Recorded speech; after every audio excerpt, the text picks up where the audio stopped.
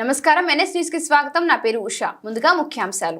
NSTV calendar ను ఆవిష్కరించిన SI are Shekhar చిన్న చింతకుంట మండల కేంద్రంలోని పోలీస్ స్టేషన్ ఎస్ఐ ఛాంబర్లో ఎన్ఎస్టీవీ 2024 నూతన క్యాలెండర్ ను ఆవిష్కరించారు.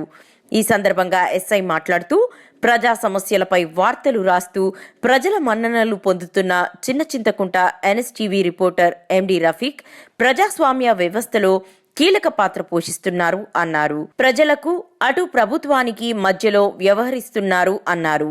టీవీ పత్రికా విలేకరులకు నూతన సంవత్సర సంక్రాంతి శుభాకాంక్షలు తెలిపారు.